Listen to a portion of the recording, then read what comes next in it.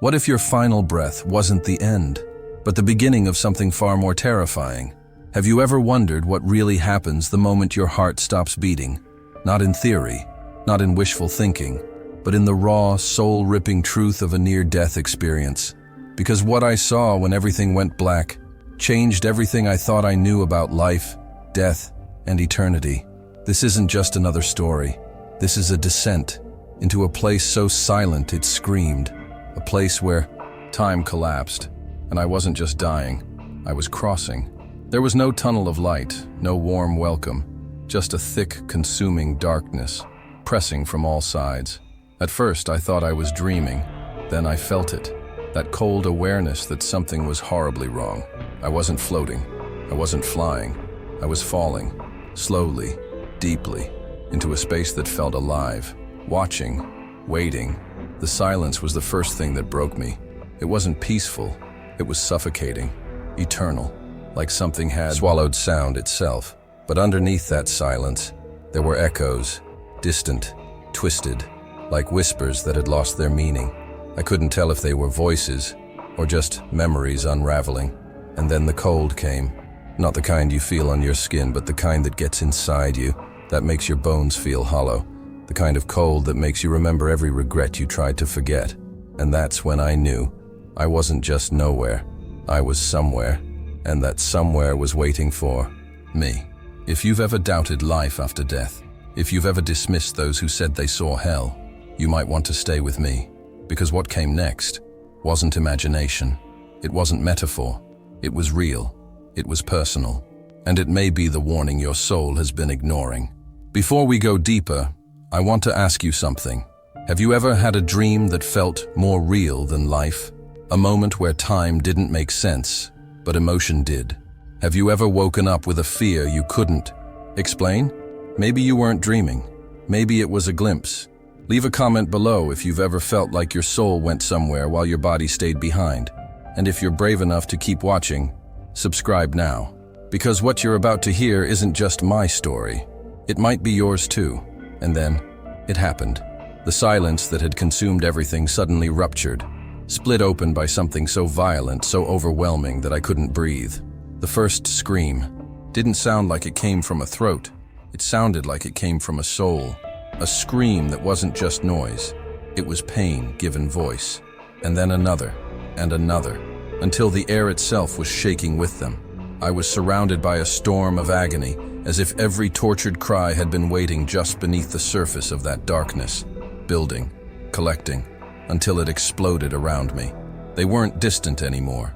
These weren't echoes from some far-off place. They were close, too close, inside me, vibrating through my chest, filling my mind. It was as if the screams bypassed my ears completely and went straight into the core of who I was.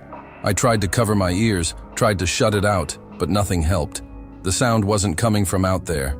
It was in here, in me. I was feeling them, living them. Each scream had its own signature. Some begged, some cursed, some wailed with hopeless grief, and some were so broken they didn't sound human anymore. But the worst part? I started recognizing some of them. There were tones, accents, emotional weights that hit something buried in my memory. I didn't know who they were, not exactly, but I felt like I should, and that made it worse. Because if I knew them, where were they now? And what had brought them here? The longer I stood in that darkness, the more I understood something terrifying. These screams weren't random. They were alive. They carried emotion. They carried stories. They were people, real people. And their agony wasn't fading. It was eternal. It didn't move in waves. It didn't lessen. It was constant, thick, like an atmosphere made of sorrow.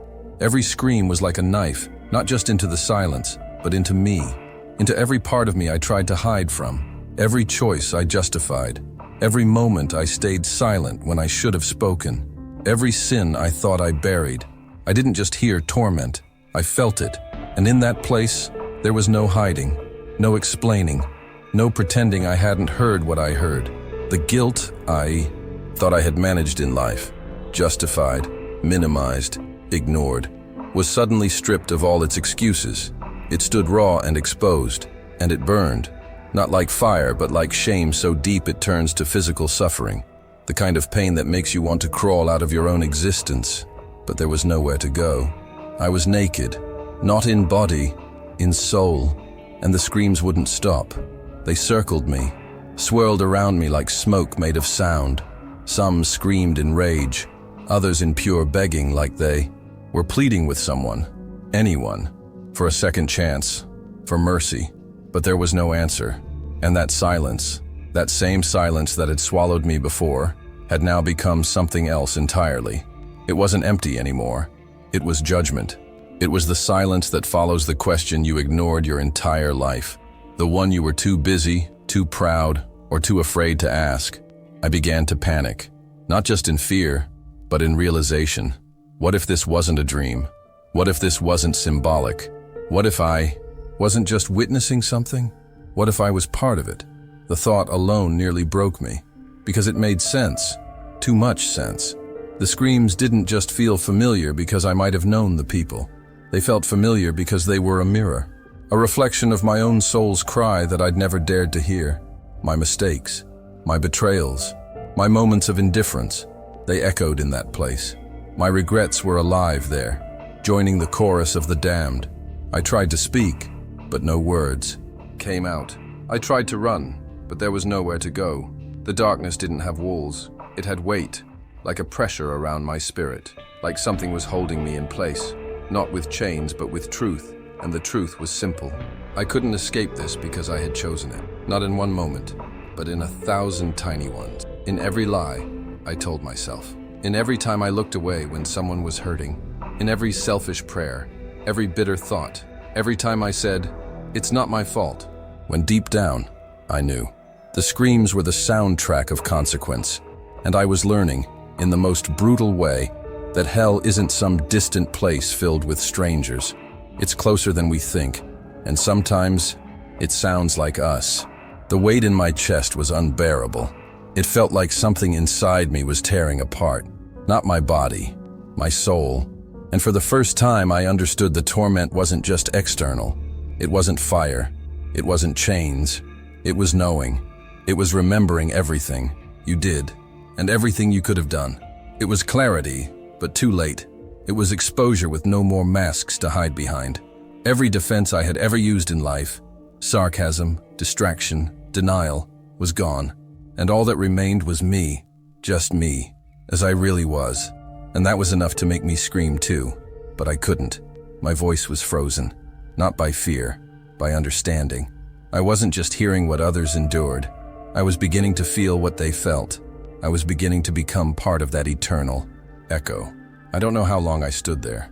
Time didn't move the way it does here. Seconds stretched like centuries, and all I could do was relive every failure, every forgotten moment, as if they were scenes on repeat inside my chest. And yet, somewhere deep within the chaos, beneath the screams, I could feel it. Something else. Faint, unreachable, but present. A tension, like the air was holding its breath. Like something, or someone, was waiting, watching. But for what, I didn't know. Not yet. As the screams continued to swirl around me, something began to shift. The voices, once faceless and abstract, started to carry weight, identity. I didn't just hear suffering. I started to see it. Like visions searing through the darkness, images exploded in my mind. Not dreams, not imagination. Memories, sharp, specific, brutally honest. They came without warning, like strikes of lightning through a pitch-black sky. And each one hit with the force of truth I had long buried. I saw my own life, not as I remembered it, but as it truly was. The small moments I dismissed as meaningless, now playing like they carried eternal weight. The time I mocked someone for their beliefs, just to feel superior. The cold silence I gave to someone I claimed to love. The anger I unleashed on people who were only trying to help. I saw every time I turned away from someone crying, every time I chose comfort over compassion, every time I had the chance to forgive, but didn't. And worse than seeing those moments. Again, I saw them through their eyes.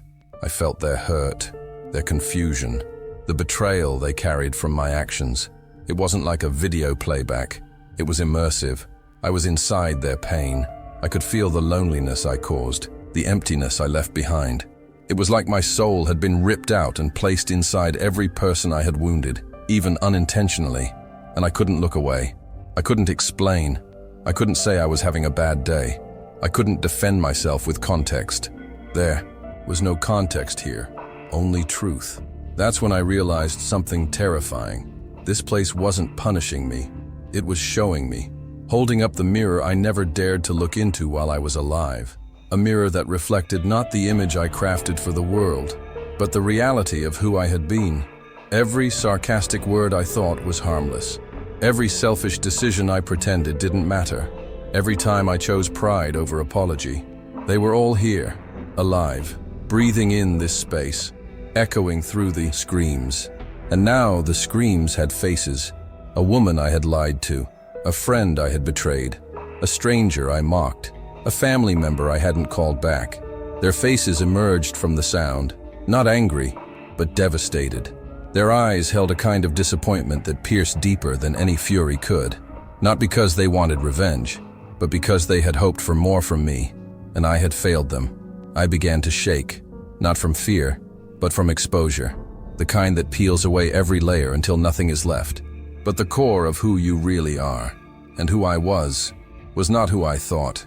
I had built a life on good intentions and convenient forgetfulness.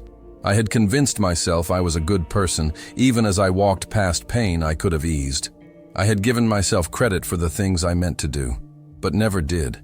And in this place, intentions meant nothing. Only truth remained. I tried to turn away from the memories, but they followed me. They weren't just reminders. They were judgments. Not from God, from demons, from myself, from the reality I could no longer escape. The darkness wasn't just around me anymore. It was inside me, growing with every revealed moment. The weight of it pressed on my soul like chains I had forged one by one, each link another missed opportunity to love, to heal, to forgive, and I could feel it. This place responding to who I truly was, like it wasn't some external punishment I had been cast into. It was a reflection, a manifestation of the spiritual condition I had, lived with, but never acknowledged. The torment was personalized, custom-made from every scar I left on others, every piece of myself I gave to sin, every time I chose silence instead of compassion. The darkness didn't just tighten, it wrapped around me like a memory I couldn't erase. There was no concept of time here. These memories came like a flood, but without beginning or end, one after another. Not just the big sins, the ones we label as evil, but the little ones we excuse, the moments I used someone's pain for my own comfort, the times I stayed quiet when truth was needed, the jokes I made at someone's expense.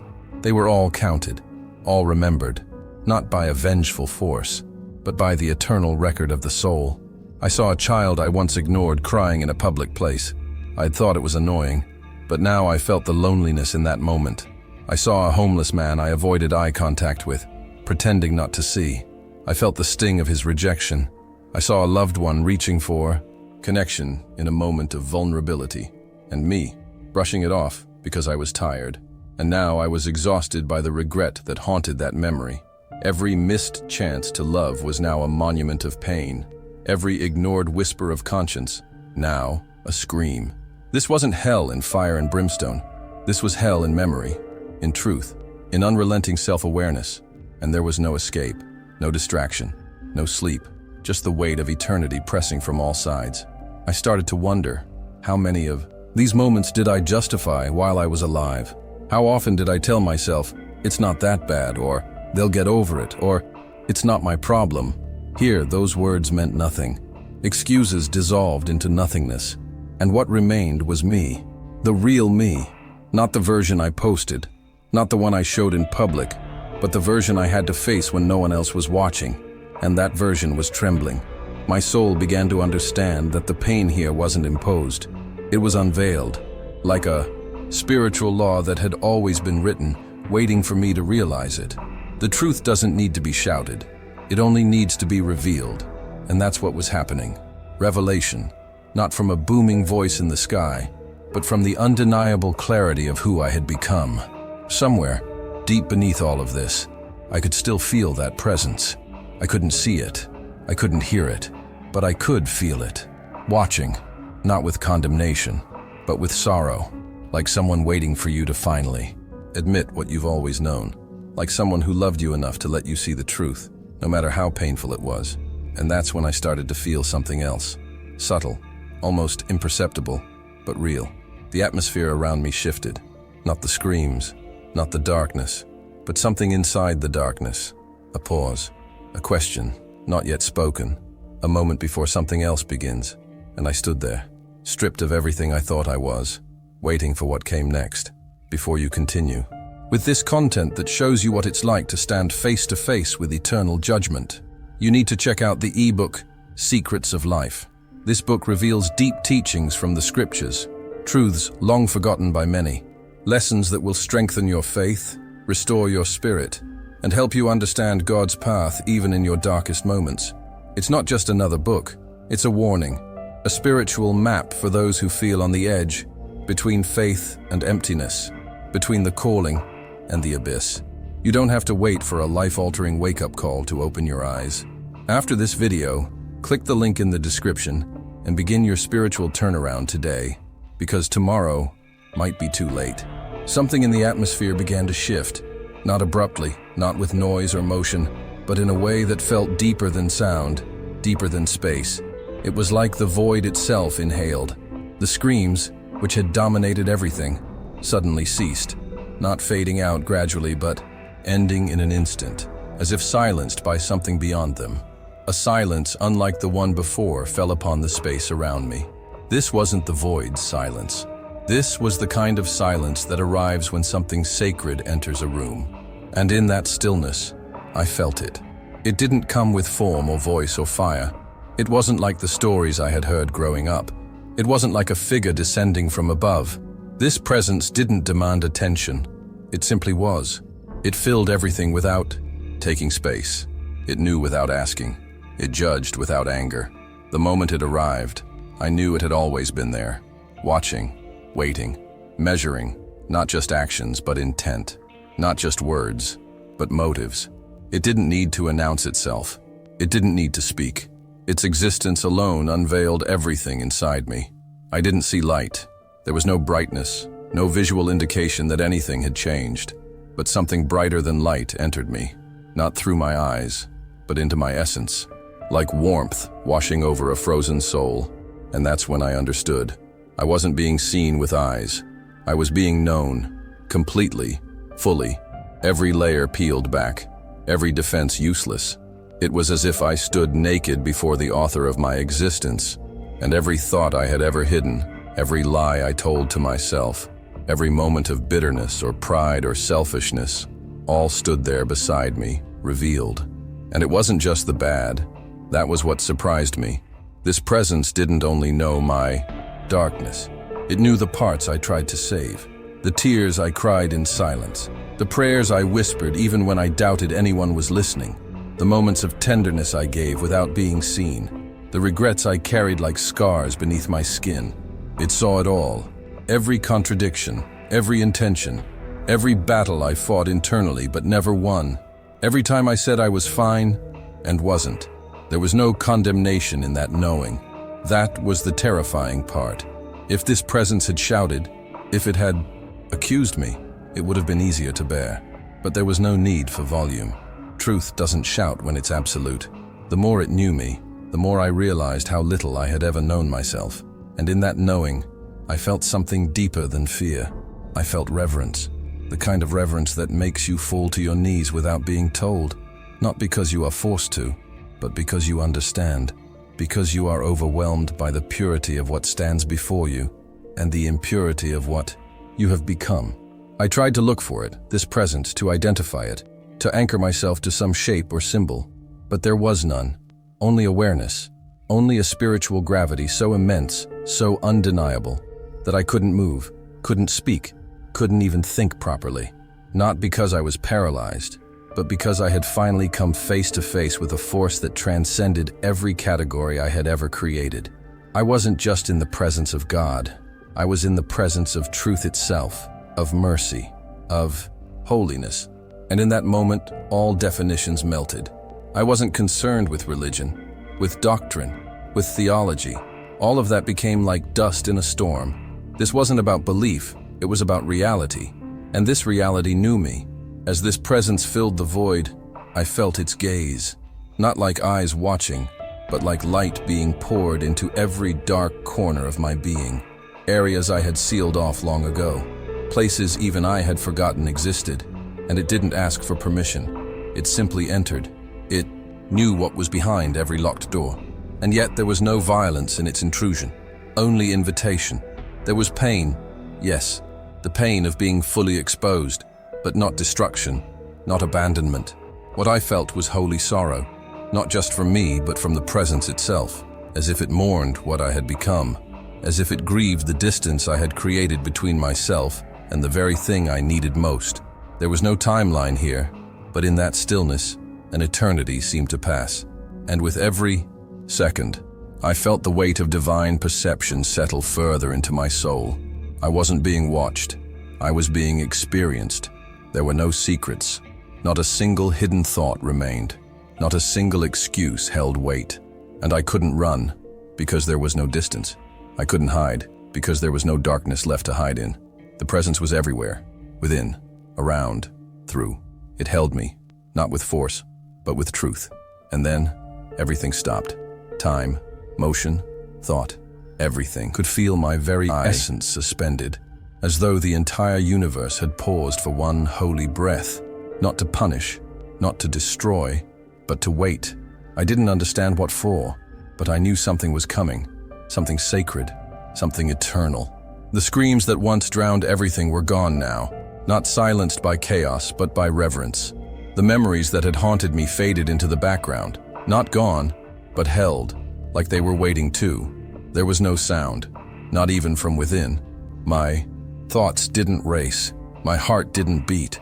I simply existed in a space beyond existence, and in that silence I felt the full weight of being known, not judged yet, but understood, utterly, unquestionably, compassionately.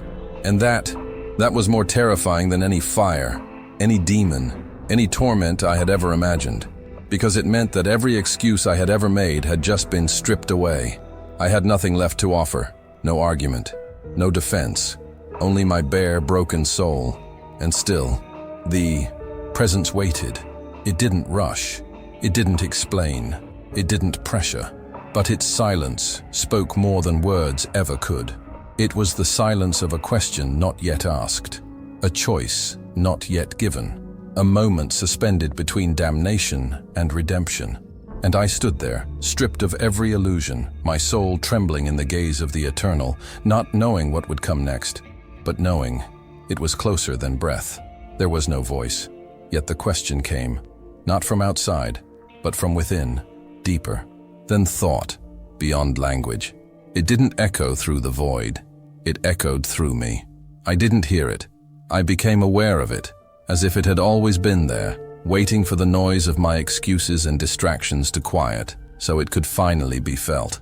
Do you want to stay here, or will you choose to change? It wasn't a demand. It wasn't wrapped in fear or force. There was no threat, no ultimatums, just a question, pure, clear, eternal. And with it came understanding, instant, undeniable. Understanding. This wasn't about geography. This place, this realm of torment, screams and shadows. It wasn't a location on a map of the afterlife. It was the reflection of my soul's condition, the consequence of my choices. And this question, it wasn't offering me escape. It was offering me transformation.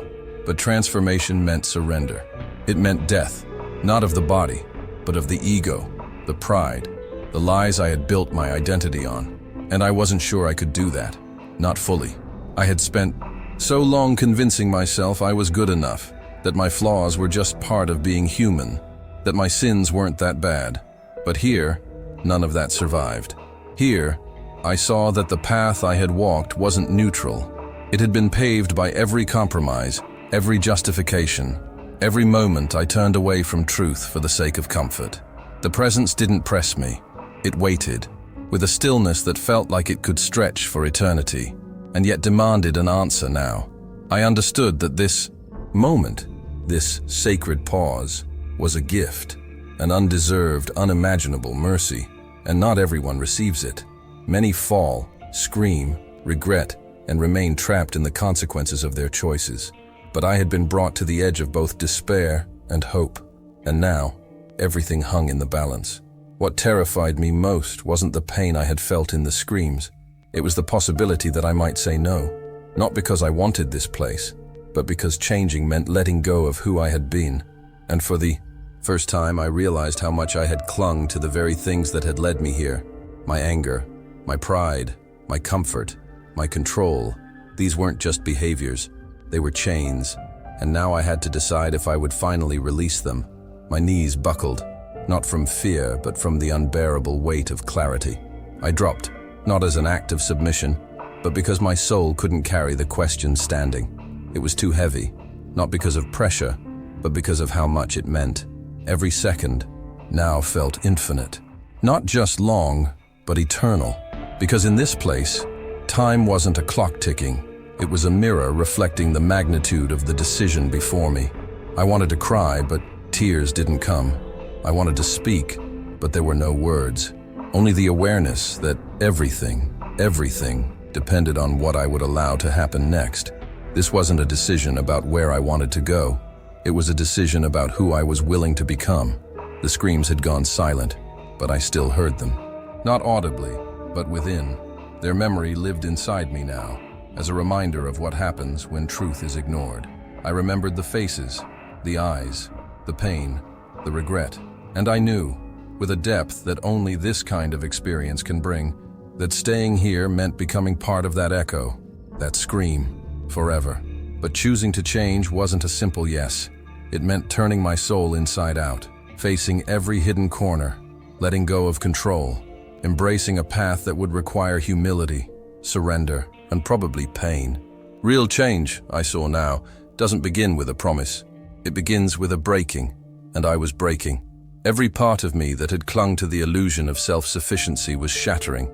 Every lie I had told myself about who I was, about what mattered, about what I deserved, gone, stripped away by the purity of this presence. All that was left was a raw, trembling soul kneeling before an eternal question. It didn't say choose now, it didn't threaten with a deadline, but I knew. There was urgency, not because the presence would leave, but because the window was sacred, a divine pause that would not last forever. If I hesitated, if I waited for it to be more comfortable, the moment might pass, and that possibility chilled me more than anything I had seen. The silence pressed against me again, not in judgment, but in invitation. I felt it. This presence was not asking for perfection. It was asking for surrender, for honesty, for the first real yes I had ever given. One not covered in performance or self-interest. A yes from the core of who I really was, even in my brokenness, especially in my brokenness. And that realization crushed me, because I had nothing to offer. No defense, no bargaining chip, no proof of my worth. Only a soul that had run, hidden, pretended, performed, and finally fallen. And yet, I could feel that I was still being held. Not with arms, but with intention. The presence wasn't holding me up.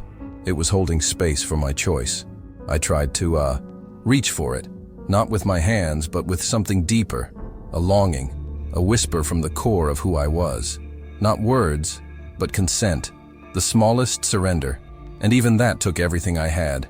Because to say yes to change meant saying no to the lie I had lived for so long, that I was fine the way I was, that I didn't need grace, that I could figure it all out later. Later didn't exist here, only now, only this breath, only this holy question that burned brighter than fire and cut deeper than any blade. Do you want to stay here, or will you choose to change? The question rang again, not louder, but deeper, and this time, it echoed into every fiber of my being, not as pressure, but as possibility, as destiny, as the only moment that ever truly mattered. I trembled, not because I was afraid of the presence, but because I knew it saw my trembling and loved me still. And in that trembling, something began to move inside me. A flicker, a surrender, a breaking open. I didn't say the words out, loud, but my soul did, and it knew that something sacred had just begun. I felt the answer rise from a place deeper than thought, a fragile spark swelling into a roaring yes that filled every corner of my being. The very instant I consented to change, the shrieks that had soaked the universe were gone, as if someone had pressed mute on eternity. Silence settled, but it was not the cold silence of the void. It was living, breathing stillness, charged with hope, alive with promise. The abyss folded in on itself, peeling away like ash in wind, and I sensed a surge beneath me, a swift upward pull, bright and unstoppable, carrying my soul the way dawn carries night. Memories accompanied the ascent, faces I had wounded, moments I had squandered, vows I had broken clung to me, yet their sting softened, as if mercy itself wrapped every scene in healing light. Shame leaked out, replaced by fierce resolve. I understood change was not erasure, it was transformation. I would carry the past, yes, but as testimony, not condemnation. Guilt became fuel, remorse became compass, and gratitude became fire. Then breath crashed into my lungs, tidal, glorious, as if the universe itself was exhaling through me. My chest heaved, my heart hammered, hot blood flooded numb limbs. Blinding white fluorescence punched through my eyelids. The chorus of monitors, the frantic shuffle of shoes, the tremor in familiar voices all confirmed the impossible. I was back. Doctors leaned in, pupils wide, disbelief and relief warring across their faces. Loved ones clutched my hand as if afraid I might slip away again.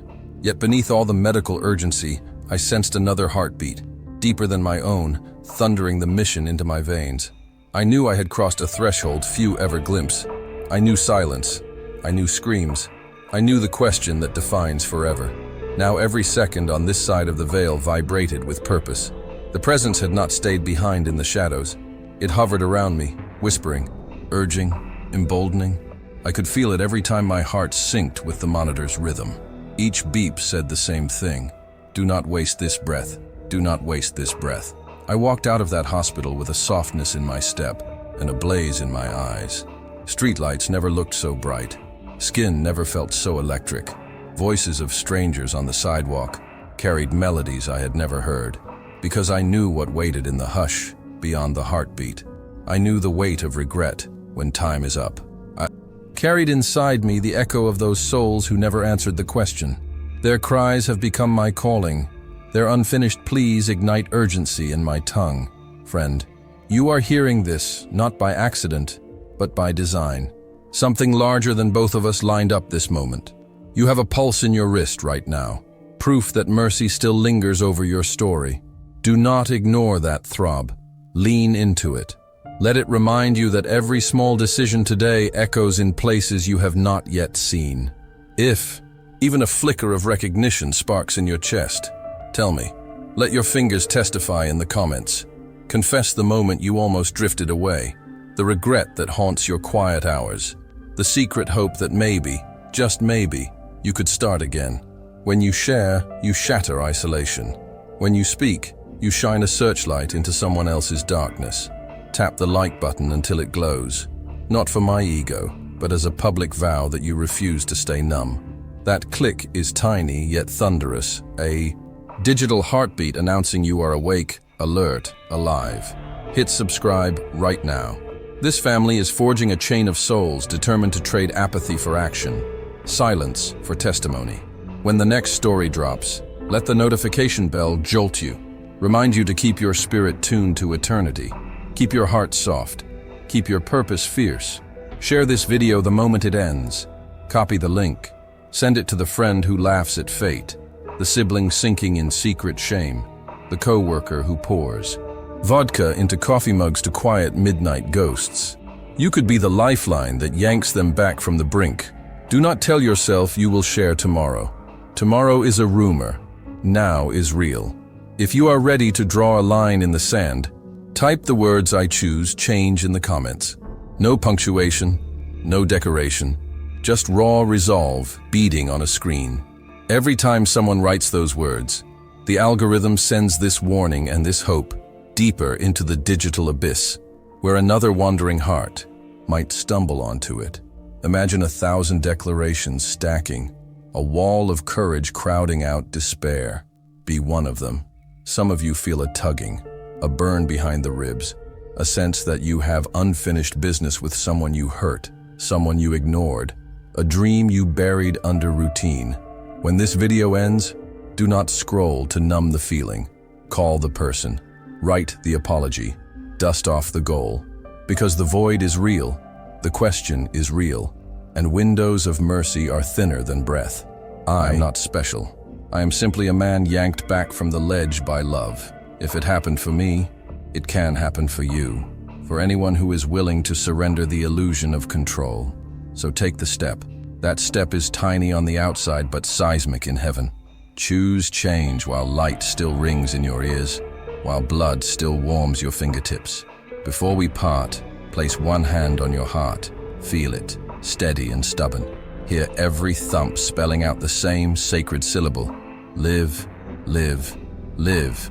Do not waste that rhythm.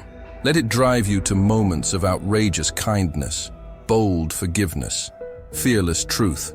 Comment, like, subscribe, share, declare. Do it not for me, but for the countless souls still wandering the dark, the ones whose screams I heard, the ones whose names you love, the one that might be you. The mission burns, the window narrows, the choice reverberates. Act now, because later is the most dangerous lie the void ever told.